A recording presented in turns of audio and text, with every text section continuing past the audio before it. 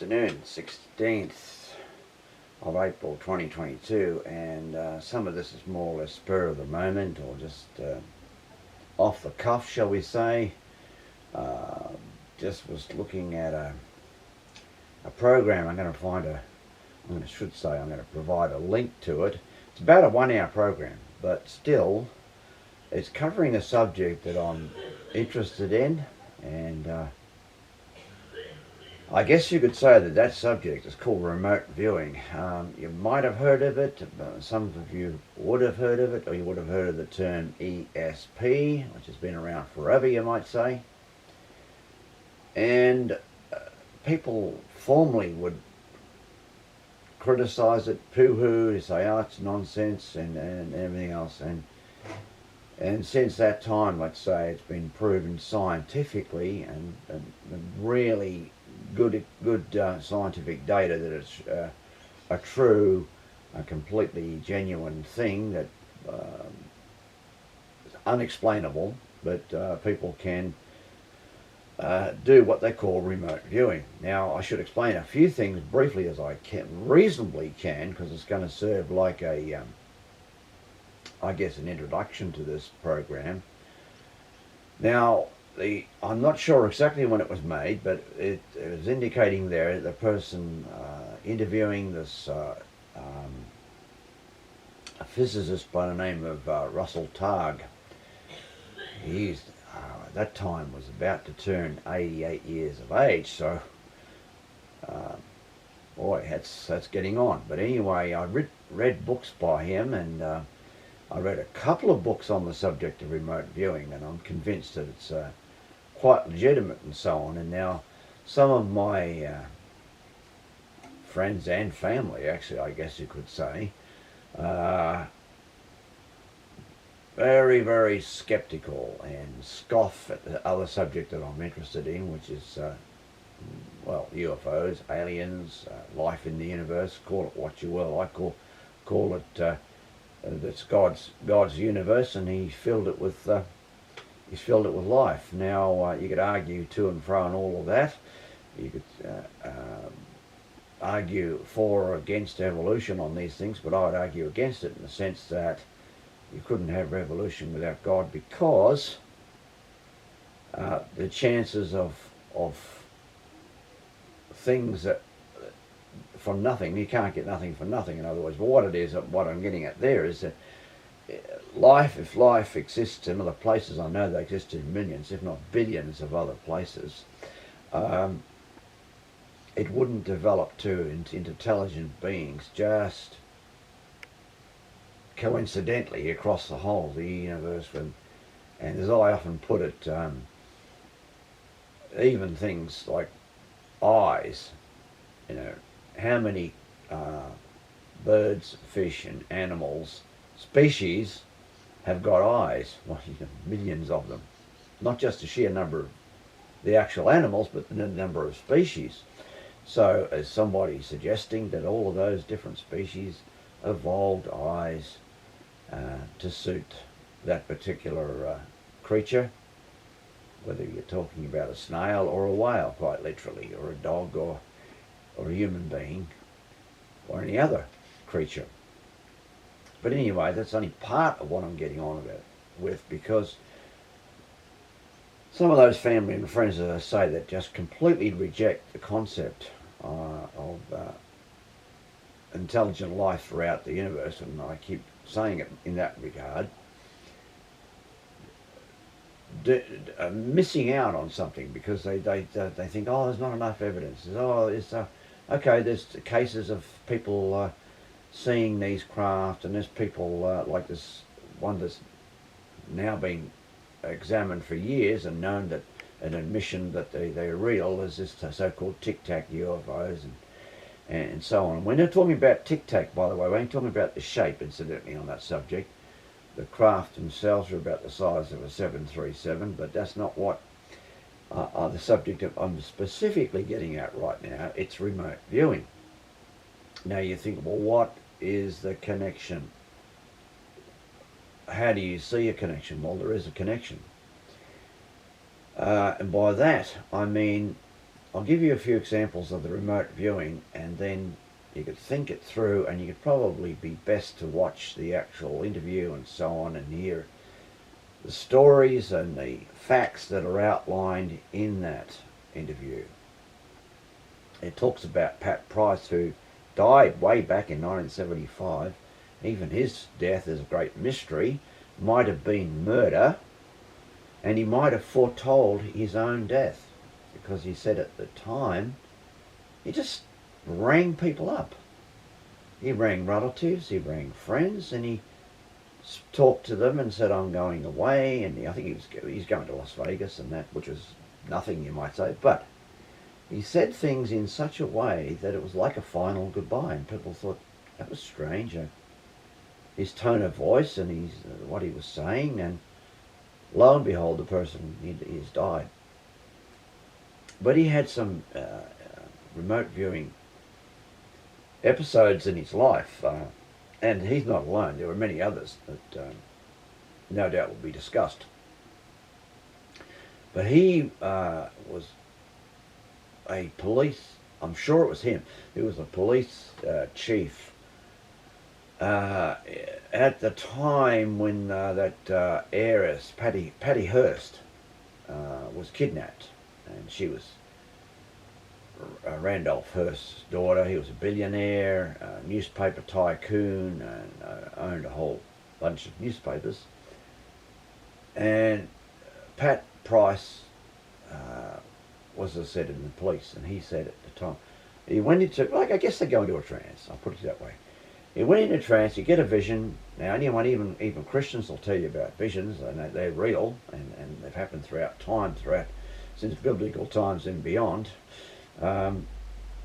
He gets a vision, and he said, I see I'm only paraphrasing this, by the way. He might actually tell you the story, it's slightly different the way he outlines it. I see a white van. It's at this address, and he gives the address. Well, of course, police cars went racing over there. They found the van. It's empty. The occupants are gone from that van, but the van was located precisely where he said. Now, another occasion, and he also, by the way, said, now, well, I can see a vision. I see my picture in my mind of the kidnapper, of the leader of this gang of people that kidnapped the young lady. And he described the person. It was a known criminal, let's say. He gives a name, so and so. Now they picked that person up, and they I think they got her back again. She was actually involved in bank robberies and everything. I don't know whether she was brainwashed, and that's a long story there. But they got her back again, alive and well. Now, he was able to do that. I'll give you an example. These completely true cases was that there was a bank robbery. And Pat Price said, gee, I can see the guy. He's gone down an alley. He's hiding behind a dumpster in the alley. It's between, and he names it, now A Street and B Street. Send 2 police cars down there and go and pick up this guy. So they block off either end of the street. In other words, pull up either side of the end of the street. The police run out of both cars and go through the alley and find the dumpster, and the guy's hiding behind the dumpster with a bag full of money, let's say. He's under arrest, and the first thing he says is, hey, how'd you know I was here? Oh, never mind all that. You're under arrest. So how did this police chief know where the person was hiding and all of the rest of it, that they arrested him?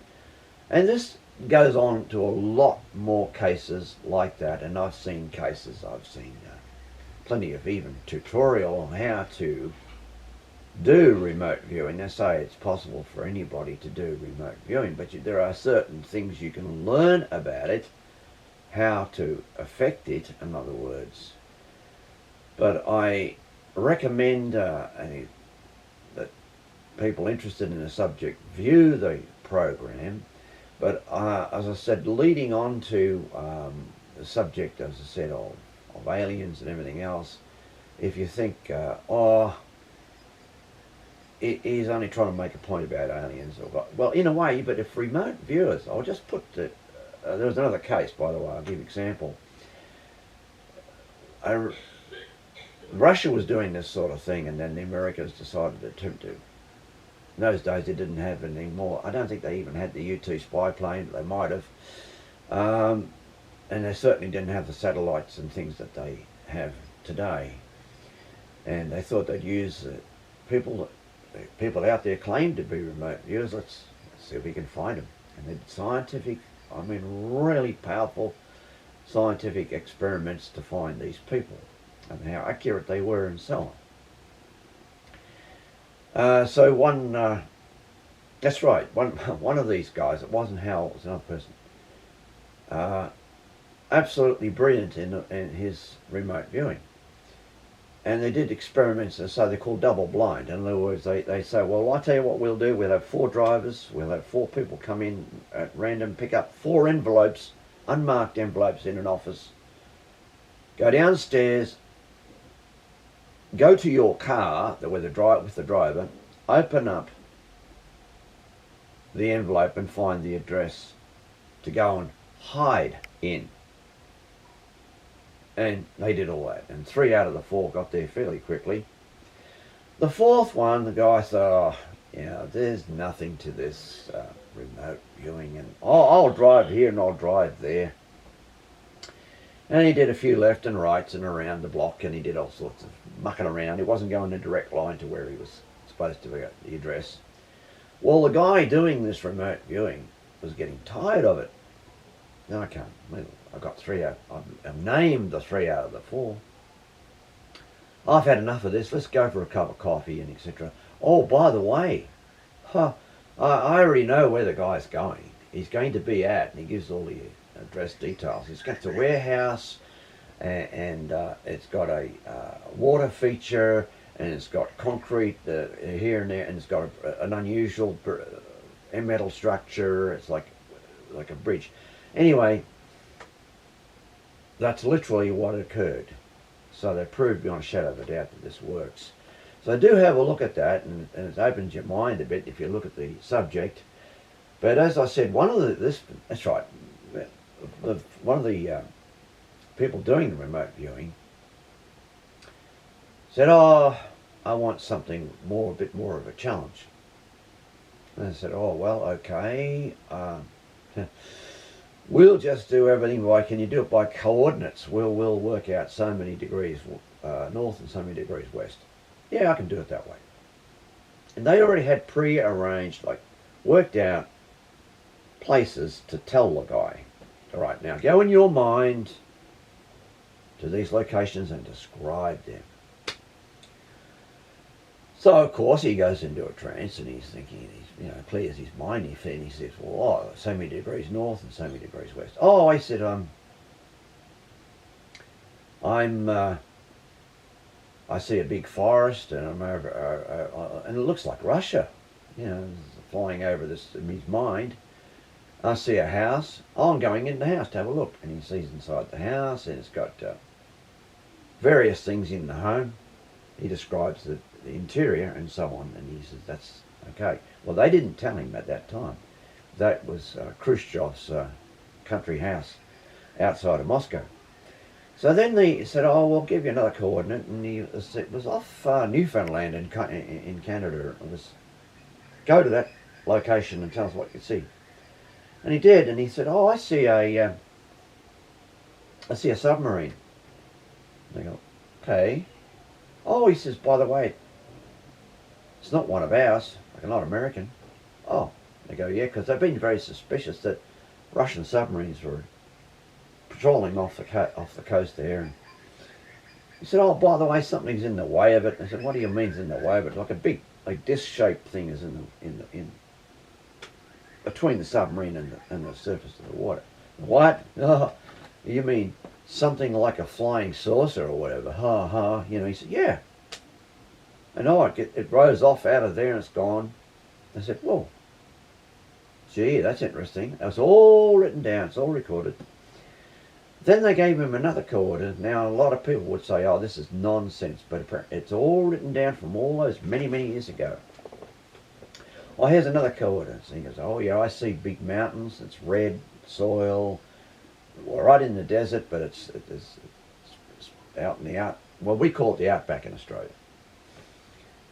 And he said, oh, I see some white shapes, like domes or something. I see all this. And they go, oh, and they're thinking, yeah, okay.